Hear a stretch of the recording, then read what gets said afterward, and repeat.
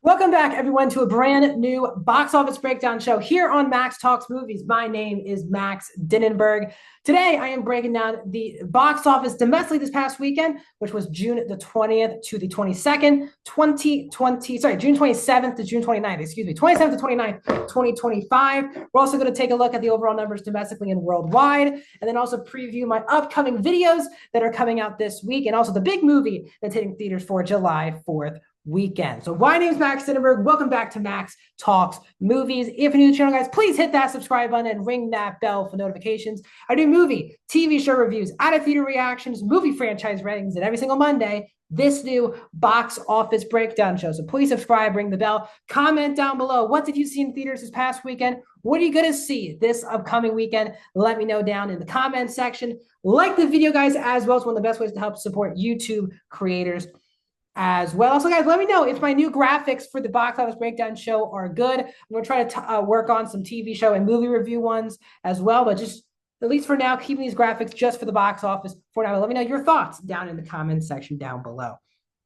So without further ado, starting at number one this past weekend domestically from June 27th to June 29th is Warner Brothers and Apple's F1, which opened at $57 million domestically. Now, all the trades have been talking about how the movie opened to $140 million. It's clearly Apple and Warner Brothers. Now, again, $57 million is a very solid opening weekend, but this movie has Apple is reporting that the budget is $200 million, and the people in the industry are thinking it's actually closer to $300 million as the budget. So if we just cut it in half and say it's the budget is 250 million, it really needs to make around 625 million worldwide to break even.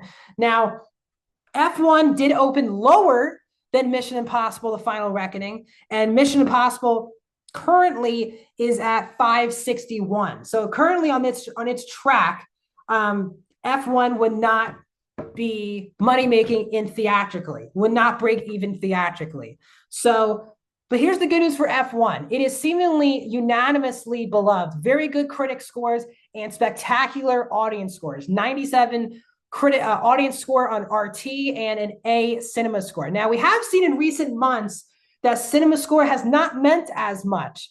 It used to be, especially in the last, since COVID, if a movie was really good, people would go see it in the theater. Not every movie, but around, if it was a big movie like this and it had very good word of mouth, people would go see it in the theaters. But we've seen recently with a lot of recent releases, like How to Train Your Dragon, for example, Thunderbolts, where they have very high, really good audience scores, but those movies just don't make as much as people were expecting. So F1, it will be very interesting. Now, here's the good news for F1.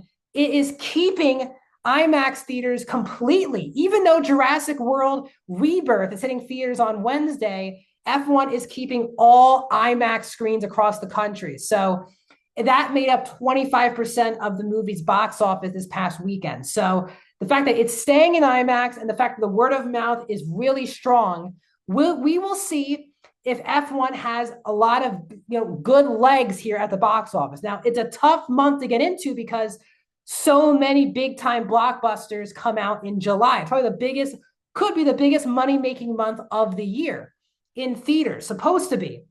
And F1, based on early Jurassic World reviews, including one of my own, this already has much stronger reviews than Jurassic World. So we'll see. Jurassic World, again, is a billion-dollar franchise for its trilogy a couple years ago, in the last 10 years. But we will see. But F1, it all really depends on its second weekend drop. If it's in the fours, maybe low fives, that's good. If it's in the 6 or 7s, but I mean 60 or 70%, that's not good for this movie. In second place this weekend is How to Train Your Dragon, the live action version from Universal. It dropped 46% in its third weekend, 19.5 million. And this movie, after opening by far and away the biggest of the franchise, now How to Train Your Dragon, the first one, is trailing the 3 animated movies right now. So even though it opened 30 to 40 million bigger than the highest grossing opening weekend for one of the animated films, which was How to Train Your Dragon 2, it is falling back behind worldwide right now, behind the animated trilogy. So even though it was a big number opening weekend, This movie just did not find the legs. And again, there are too many family films where one can't just, again, Lilo and Stitch seemed like a surefire billion-dollar movie. And it's, again, not in the top 5 this week for the first time in its 6 weeks in theaters. But Lilo and Stitch, yes, it's at 945. Probably would have been at $1 billion if maybe one of these family movies chose to move off this release date. But because you have How to Train Your Dragon, Elio, and Lilo and Stitch in theaters, that's a tough market to sell for families to go see all 3 of those movies. Lilo and Stitch, it worked out. That movie only cost $100 million. How to Train Your Dragon will make its money, will break even domestically, I'm sorry, worldwide, but it did not become a juggernaut as I think a lot of people, including myself, were thinking. Elio is in its second weekend. It's at number 3. It dropped 49%, 10.7 million. Again, 42.2 million. This movie does not have elemental legs. We were all hoping, as people who are kind of supporting the movie. Again, Elio, opened to the worst ever opening weekend ever for Pixar at around $20 million. And everyone thought, well, this could be a elemental situation because just like, for example, F1, Elio has amazing critic and audience scores, also an A cinema score. And everyone thought with that word of mouth, you can compare it to Elemental. Elemental only opened at 29 million domestically and got to 500 million worldwide. We all thought that could be a possibility for Elio, but Elemental dropped 38%, so low, an amazing drop for its second weekend. Elio dropped 49%, which is a fine drop. It's not a bad drop whatsoever, but it's not an Elemental level drop. And with so many big movies, blockbusters, theaters, I don't really see Elio holding out over time. And again, this will be a big money loser for Disney and Pixar in theaters. The biggest loser of the weekend, though, was Megan 2.0 in 4th place, opening to $10.2 million. Now, the only good thing for this movie is that the budget is only $25 million. So it really needs like $75, $80 million just to break even worldwide, to break even. Now, the first movie, which came out in January of 2022, opened to $30 million. And it became a very good hit in January. But it seems like there were 2 big problems with Megan 2.0. First of all, the fact that it was well known by the marketing and by early reviews was that this was not a horror movie. And it seemed like the doll aspect of the movie was gone. And it seemed like a lot of people, especially diehard horror fans, were turned off for the fact that they didn't feel like the T2 version of Megan didn't fit the franchise in their opinion. And also, there's just not a lot of strong word of mouth. The audience scores are fine for Megan 2.0, but the critic scores are nowhere near as good as the first movie. And I don't think Megan 2.0 as a summer movie was a good release date. I think it fit in January. Also, it could have been like around a Halloween, even though if it wasn't a horror movie, even tricking people to think it was a horror movie by releasing it around at like maybe late August or October range or September could have made this a bigger hit. But the word of mouth that this was not a horror movie, I think really damaged it. Again, this was supposed to be a massive franchise for Universal and Blumhouse. And the fact that the next movie, which opened 3 years later, opened $20 million less is really embarrassing. It's not a good sign for this franchise. They have not, very quickly after the first film came out, they announced a sequel. We have not heard any peep about a Megan 3. So it will be very interesting if they get one. Again, the budget is cheap, so it probably will not be a money loser, but we shall see.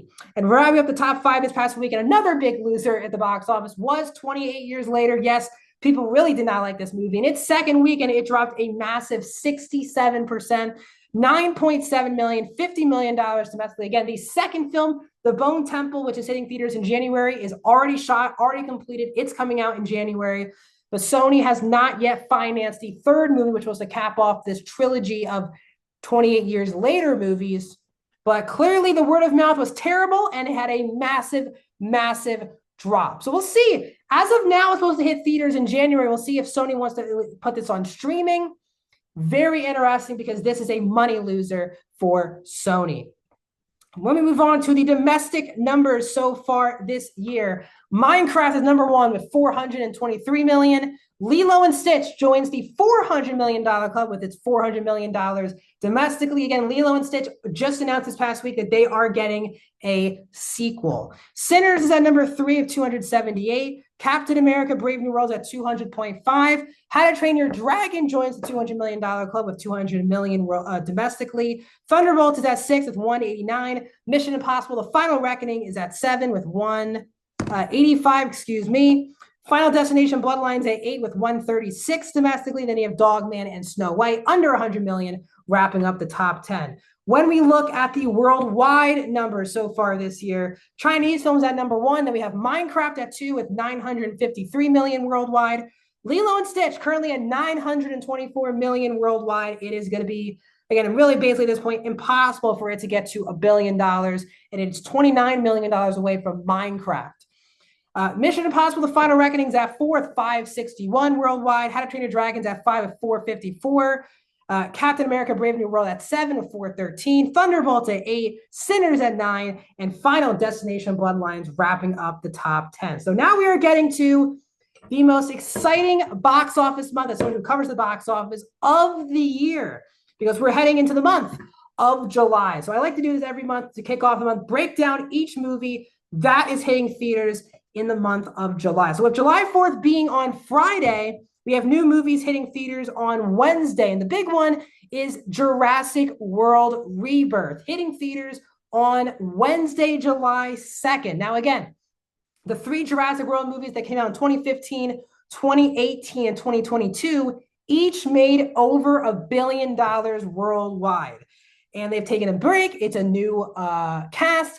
I got a chance to see Jurassic World Rebirth a week ago. My review is already here on the channel if you have not seen it yet. I released it on Saturday, so go please check out my review for Jurassic World Rebirth.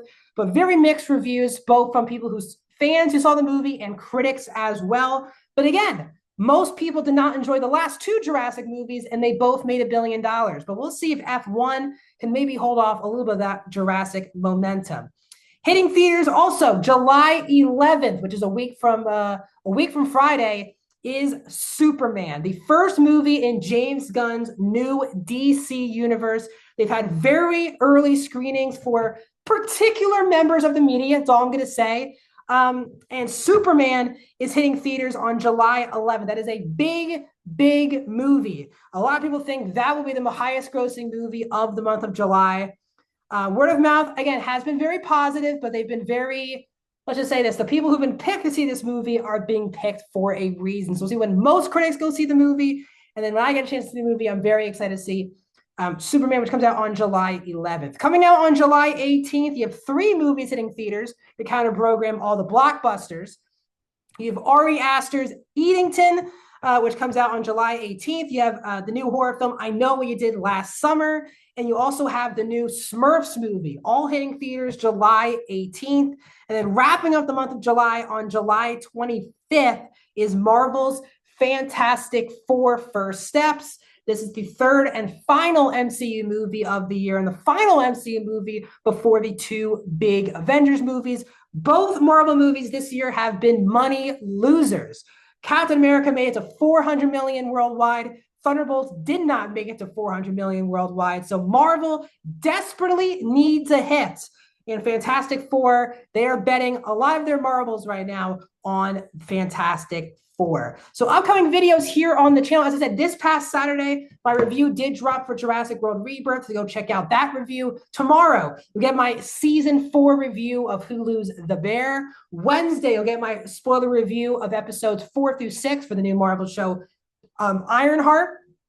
And then you have two new movies streaming-wise hitting this week, which will be The Old Guard 2 and Head of State. But both of those reviews will also hit the channel as well this week. And then back here on Monday for another box office breakdown show.